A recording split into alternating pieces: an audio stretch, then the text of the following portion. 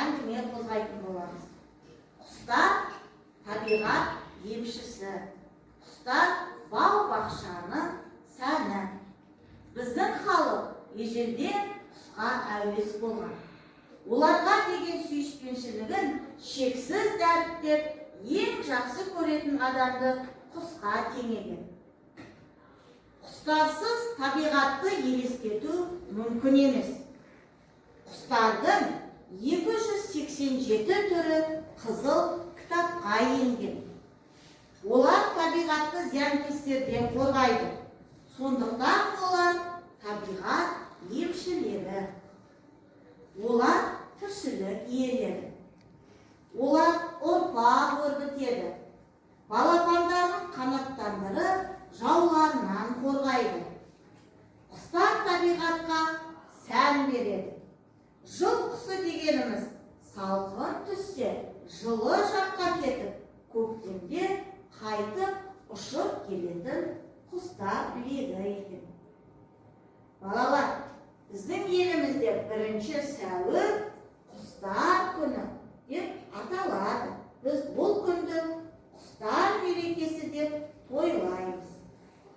Өлкеміз, өзен көлдеріміз, тау мен бақшаларымыз құстарды қиқуына көктемде бөленеді екен. Мінекей көктем шығып, табиғат құлпырып, жер анамыз оянған кезде біздің елімізге жыл құстары қайтадан істейді. Ұшып келеді екен. Ал енді жыл құстары келгенде біз оларды қалай қарсы аламыз? Біз оларды әнмен, жырмен қарсы аламыз. Құстар ұшып келгенде қуанамыз ба? Қуанамыз. Жыл құстарына арнап, құстарға арнап не соғамыз? Не жасаймыз? Ұя жасаймыз құсқа арнап. Ал оларға қандай қамқорлық көрсетеміз? Су беріп, жақсы қарап, оларды қорғап, оларға қамқор боламыз. Жем шашамыз, су береді екенбіз. Және оларға алып ұшып келген кезде, ұя соғып алғанша оларға біз өзіміз қамқорлық жасайды екенбіз. Жарайсыздар, мінекей балалар. Қазақстанда қанаттылардың 481 түрі мекен етеді. Ал бүкіл жер шарында 9.000-ға жуық түрі бар екен құстардың. Әр құстың өз кәсібі бар. Бірі ұя салады, бірі ән айтады. Құстар сонымен бірге дала дәрігерлер де аталады екен. Құстардың келтіретін пайдасы өте көп. Ал балалар, енді айта қойыңдаршы, құстар келген кезде біз құстарды қалай қарсы аламыз? Қалай қарсы аламыз құстарды? Құстарға өздері ұя жасап алғанша біз оларға жем суын беріп қамқор бола аламыз. Жарайсың. Әдемі бір музыка тыңдайық.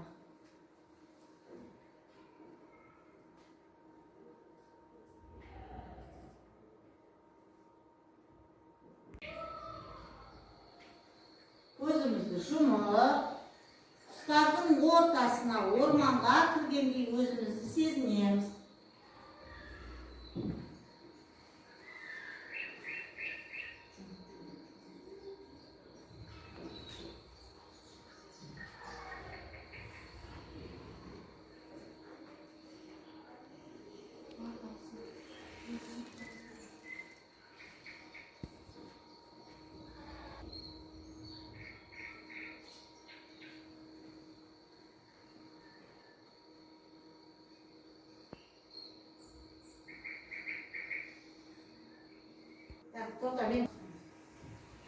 Балалар, жаңағы музыкадан нені сезінді? Құстардың әнін. Құстардың шықылықтаған дауысын сезіндік. Құстардың бізге арнап айтқан әнін сезіндік.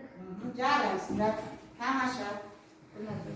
Қазір білесіздер ғой, Қол көтереміз. Балалар, бізде келесі тапсырма суреттегі құс атауларын тап деген ойын. Ал енді суреттерге мұқият қараймыз. Суретте қандай құстар бейнеленгенін табамыз. Кәнеке, қай топ жылдам тапқыр екен? Ерболат. Бірінші суретте қарлығаш. Қарлығаш дейді. Дұрыс қой балалар? Дұрыс, тамаша. Кейінгі суретте Ерасыл. Екінші суретте қай құс бейнеленген? Көкек. Көкек дейді. Дұрыс па? Қай құс? Дуадақ құсы Ерасыл шатасты. Келесі суретімізде Айбар тырна бейнеленген, тамаша. Келесі суретімізде Оспан түйе құс бейнеленген, өте тамаша. Келесі суретімізде Аягөз көгершін құсы, керемет. Ең соңғы суретімізде Жәнеттер аққу, тамаша. Жарайсыздар. Ал енді балалар құстар туралы өлең оқысақ қайтеді? Кәнеки, кім бізге өлең оқып береді? Құстар қоян құттықтап, қуанамыз, қолдаймыз болып. Ұя жасап құттықтар, біз оларды қорғаймыз. Саған жүзіме жеткен қуана бер нұрлы гүлім, саған басқа құстар гүлім. Тамаша. Қашысы көктемнің көкек дейді мені жыл. Өз атын айтар құс менің көктемді күткен.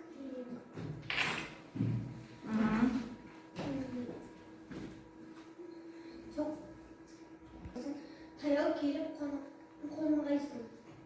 Жем шашайын, тойып ал сондай азын тоңбайсың.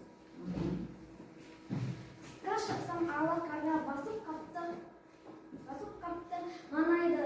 Тау басындағы қарғалар тамашалап қарады. Тамаша. Бұғанат. Құстар бау бақшаның емшілері. Олардың сазды әуені табиғатты құлпыртып, адамдардың көңіл күйін көтереді. Біздің халық ежелден ақ құстарға әуес.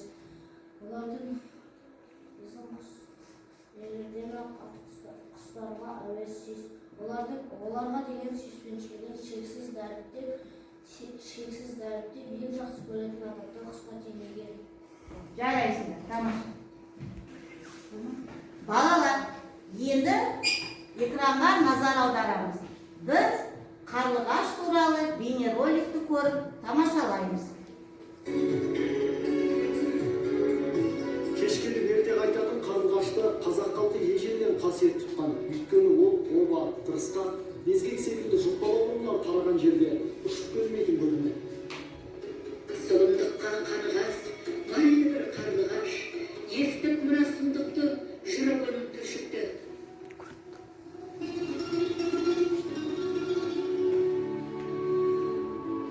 Қарлығаштың өзге құстардан ерекшелігі тұмсығы қысқа, езулерінің арасы алшақ келеді, сырт келбет сымбатты, тұрқы шамамен 9-23 сантиметр, ал салмағы 10-60 грамм аралығында болады. Кейбір қарлығаштар сағатына 170 км жылдамдықта ұшады. Басқа құстардан басқа айырмашылығы құйрығы айыр болады. Оның себебін қазақтың халық ертегісінде былай түсіндірген. Қатерсіз күрес қайда бар, қарлығаштың айдағай, құйрығын жұлып атты, айыр боп содан қартты. Сонымен нәзік қарлығаш, болса да әлсіз қалдырмаш, көрсетіп ерлік табанды, қалыпты қорған адамды. Қарлығаштың өте жақсы көретіндердің қатарында естің халқы да бар. Жоғарыда айтып өткеніміздей, бізде қарлығаштың құйрығын айыр қылған ашулы айдаһар десек, ал бұл тұрғыда естің халқының аңызы мүлдем басқаша өрбиді. Ертеде Эстония жерінде сезімдері жарасқан қос ғашық өмір сүріпті. Екі жастың бақытын қызғанған пері өзінің сүйкімсіз қызын сиқырлап жігітке қосады да, сүйген ауылын қарлығаш қайнатып жүрді. Күндердің күні жігіт перінің қызына үйленуге бел байлайды. Той үстінде қарлығаш ұшып келіп жігіттің иығына қонып, қалыңдықтың құлағындағы сырғаны жұлып алады. Тойдың шырқын бұзған құсты қуып тастамақ болып, жұрт пышақ пен балта алып жүгіреді. Өткір балта қарлығаштың құйрығын екіге айырып түседі. Содан бері оның құйрығы айыр болып қалған дейді. Жалпы жалпы қарлығаштың 20 туысқа бірігетін 79 түрі бар. Оның Қазақстанда 5-ақ түрі кездеседі. Жар қарлығашы, құз қарлығашы, қос реңді қарлығаш, секілтөс қарлығаш, кент қарлығашы. Қарлығаш тіршілігінің көп уақытын ауада ұшып жүрумен өткізеді. Теңіз не өзен үстінен ұшып бара жатып, су ішіп, қорғанын ұстап жейді. Қарлығаш ұясының саз балшықтан сілекеймен араластырып, бері кетіп салады.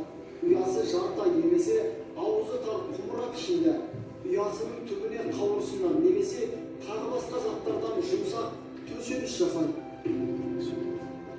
Қалғымызда қарлығашқа қатысты ырым жорамалдар да жоқ емес. Мысалы, қарлығаш биікте ұшса, күн ашық болады, ал жер бауырда ұшса, жаңбыр жауады деп білген. Міне, әулие құс атанған қарлығаш туралы осындай қызықты деректер бар. Ал балалар, ендеше құстар туралы қандай аңыз әңгімелер білеміз? Ауылды жау шапқан кезінде елдің бәрі үдіре қашады. Ол кезде шал мен кемпірі қалып қояды. Себебі олардың шаңырағына қарлығаш ұя салған екен. Олардың балапандарының қауырсыны қатайғанша Сол жерде қаламыз деп ұйғарды. Ашаршылық жылдары саятшылар аңдарға бүркіт салып бір ауылда асыраған. Бүркіт балыққа да түскен. Тамаша. Бұлардың сенен жерінде жер тітінеді. Тек қарлығаштар ұя салған үйлер ғана аман қалды. Ауылға баса көктеп кірген жаудың батыры шаңырақтағы қарлығаштың ұясын көріп, бұл қайырымды ел екен деп, бастап келген қолын кейін қайтарды. Тамаша. Жаугершілік заманда кемтерлік қошасы құш деп аталған. Қорқат бабамыз алғашқы қобызын қарағайдан ойып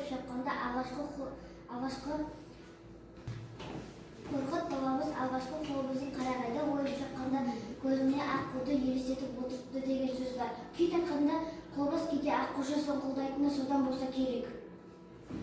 Тамаша. Ал балалар, ендеше сен құстарды білесің бе? Жұмбақтар сайысына да кезек келіп қалды. Балалар, мен сендерге қазір бірнеше жұмбақ оқимын. Сендер сол жұмбақтың шешуін тауып көріңдер. Мұқият тыңдаймыз. Көктемде құстар қайтқанда ең алдымен келетін, өзіміз күтіп алатын, ұя жасап беретін бұл қандай құс, балалар? Ойланамыз. Кәнеки жауабы.